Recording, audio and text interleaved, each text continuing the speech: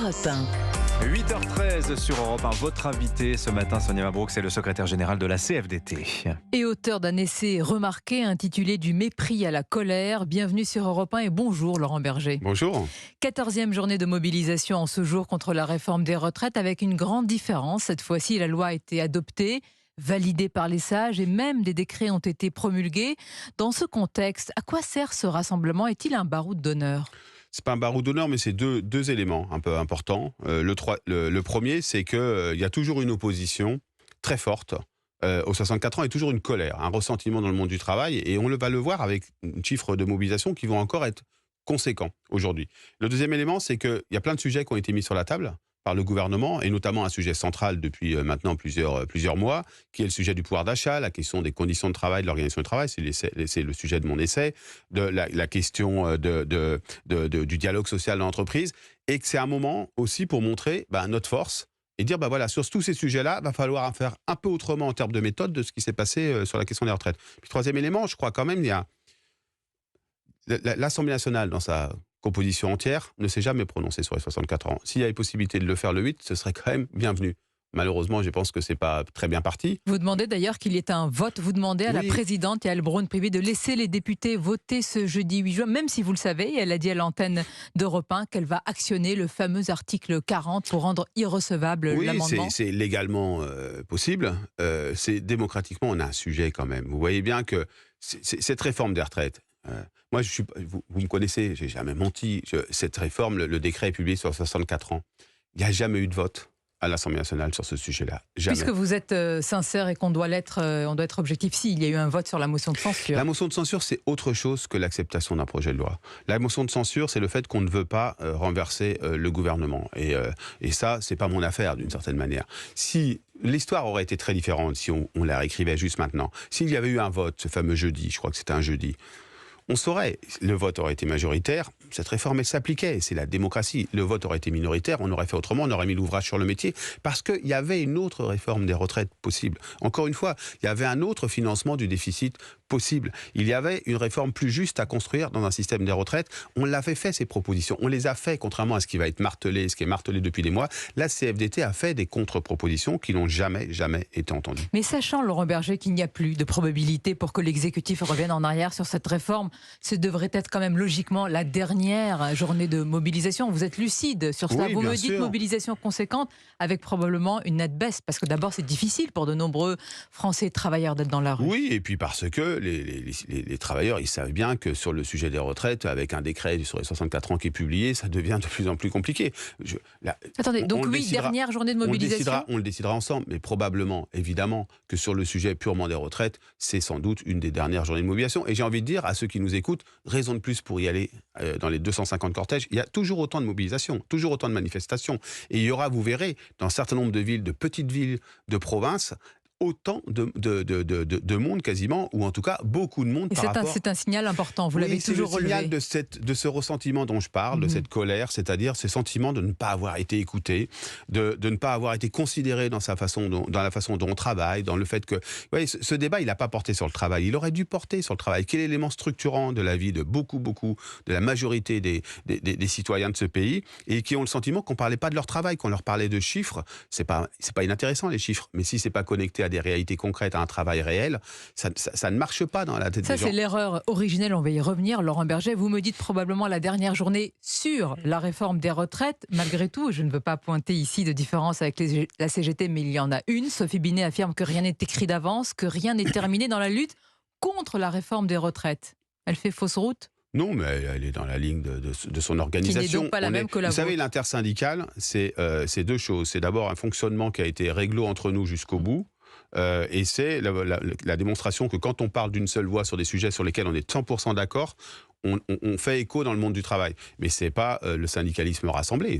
On a encore des divergences. Oui, parce que là, elle veut entretenir le mouvement. Et clairement, vous écoutez ce matin, cette colère, vous voulez la transformer. moi, cette colère, je veux la transformer, la CFDT veut la transformer en rapport de force pour obtenir des résultats sur le pouvoir d'achat, sur l'amélioration de l'organisation du travail et des conditions de travail. C'est un élément central du débat qui n'a malheureusement pas eu lieu, sur le dialogue social, sur la revalorisation des agents publics qui souffrent aujourd'hui de salaires extrêmement bas. Et juste pour vous dire, un agent de catégorie C de la fonction publique, il reste 12 ans au SMIC. Est-ce que c'est normal? La réponse est non. On voit bien malgré tout que l'exécutif, lui, a tourné la page des retraites avec un Emmanuel Macron hier arpentant les ruelles du Mont Saint-Michel. Malgré la colère prégnante et les fractures persistantes, Laurent Berger, Emmanuel Macron, il a réussi son pari de passer à autre chose. Pas de fermer la séquence, vous n'aimez pas ce mot, mais de passer à autre chose. Mais je crois que le problème, c'est pas que individuellement tel ou tel, et même le président de la République passe à autre chose. C'est que notre société, elle retrouve du commun. Et c'est quoi le commun? C'est quoi les perspectives aujourd'hui? C'est la transition écologique, la transition énergétique. Si on ne va pas radicalement vers ça, on fait fausse route. On fait fausse route, y compris pour construire des perspectives communes. Il y a un très bon rapport qui est sorti de Jean Pisani-Ferry et de Selma Mahfouz. Qu'on l'écoute, Bazar, qu'on l'écoute. Il est en train d'être mis dans un placard pour pas écouter. Il y a besoin d'investissement massif là-dedans. Si passer à autre chose... Qu'est-ce que vous avez retenu de ce rapport, pardonnez-moi? J'ai retenu qu'on a 10 ans pour agir, pour faire ce qu'on n'a pas fait en 30 ans. Et pour le faire, il faut investir massivement, de l'investissement privé, de l'investissement public. Et pour ça, il faudra faire contribuer notamment les très hauts revenus. C'est ça, j'ai retenu ça. Et après, ce rapport, rien que la synthèse, il fait plusieurs centaines de pages. Vous avez vu que l'exécutif l'a mis de côté oui, sur la contribution. On a besoin de redonner revenus. de la perspective. Vous avez dit que je ne mets pas le mot séquence, tout simplement parce qu'on ne fonctionne pas par séquence. On a besoin de recréer de la perspective positive du progrès. Ça passe par la réduction des inégalités, il faudra bien venir. Ça passe par une reconnaissance du monde du travail différente. Donc vous voyez, je pense que le président de la République fait fausse route quand il pense que cette étape-là est finie dans la tête des gens. C'est pas vrai, ils ne sont pas passés à autre chose. Les Français n'ont pas digéré, comme certains le disent, la réforme des retraites. Non, ils n'ont pas digéré. Puis vous savez, des fois, on peut donner le sentiment de digérer puis faire une indigestion un peu plus tard. Et c'est ça qui est dangereux. Qu'est-ce qui peut se passer? Parce que l'indigestion, vous l'avez qualifiée de crise démocratique. Oui, je continue de le dire. Ouais, avec de lourdes conséquences, Laurent Berger. Non, mais une crise vous savez, quand vous avez une défiance dans les institutions aussi importante qu'on l'a aujourd'hui, quand vous avez un ressentiment social aussi fort, et notamment dans le monde du travail, qui touche aussi profondément en termes de catégories socio-professionnelles que de territoire, eh bien, vous avez le terreau pour avoir des votes populistes, des votes dirigés notamment vers l'extrême droite et qui sont, de mon point de vue, un danger. On va parler de ces votes. Restons un moment sur le climat, sur les salaires aussi et le climat social. L'ONG Oxfam appelle à réduire l'écart entre salariés et grands patrons. Selon un rapport publié en avril dernier, entre 2011 et 2021, l'écart de rémunération entre les grands patrons des 100 plus grandes entreprises françaises et le salaire moyen de leurs employés est passé de 64 à 97. Est-ce qu'il faut plafonner ces salaires avec une législation? Il faut un écart maximum de rémunération. C'est ce que porte la Confédération européenne des syndicats, que j'ai présidé jusqu'à la semaine dernière, et c'est ce qu'on pense, c'est-à-dire que, est-ce que le rapport est de 1 à 20? On peut en discuter, moi je suis pas, certains disent moins, mais en tout cas, oui, vous savez, ça ne résoudra pas tous les problèmes. Moi, je vends pas du rêve. Mais aujourd'hui, il faut manier, quand on veut définir un projet collectif dans un pays, il faut manier des décisions concrètes et du symbole. Aujourd'hui, c'est pas possible d'avoir une population. C'est du symbole ou de la démagogie? Non, c'est du symbole. La population, c'est du symbole et c'est une mesure juste.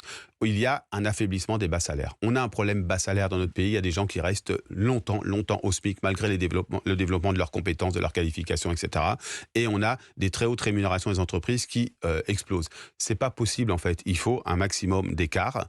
De 1 à 20, c'est paraît raisonnable. Et je crois que c'est aussi comme ça qu'on recréera du commun. C'est-à-dire que moi, je veux pas laisser le sentiment qu'il y en aurait qui se gaveraient, et puis d'autres qui... Vous voyez, c'est ça qu'il faut éviter. C'est ces discours-là, il y en a, et qui cherchent des boucs émissaires. Si on veut, il faut que les grandes entreprises, les grands patrons, soient aussi un peu raisonnables, citoyens. Et je pense que d'avoir des rémunérations... Peuvent-ils l'être d'eux-mêmes ou faut-il passer par la législation pour cela? Les codes de bonne conduite, ça n'a pas fonctionné, on est d'accord. Donc ça veut dire qu'il faut passer par la législation. Donc le bâton, la loi. Non, mais c'est pas le bâton, c'est la réglementation. La contrainte. Ouais, mais un peu de contrainte, ça fait pas de mal, on en a tous dans nos vies. Sinon, vous dites que cela alimente les discours populistes. Vous aviez prévenu depuis longtemps, Laurent Berger, que le Rassemblement national était en embuscade sur ce sujet comme d'autres. La phrase de la Première ministre a fait couler beaucoup d'encre sur le RN héritier de Vichy. Le président s'en est écarté, affirmant qu'il ne fallait pas utiliser ce genre d'arguments moraux. Puis finalement, il est revenu sur sa phrase. Mais pour vous, est-ce que vous êtes d'accord avec ce qu'a dit Elisabeth Borne? Oui, je suis d'accord avec ce qu'a dit Elisabeth Borne. Héritier de Pétain? Ouais, je crois que d'ailleurs, je suis d'accord avec Madame Borne, que ce parti politique est héritier de Pétain.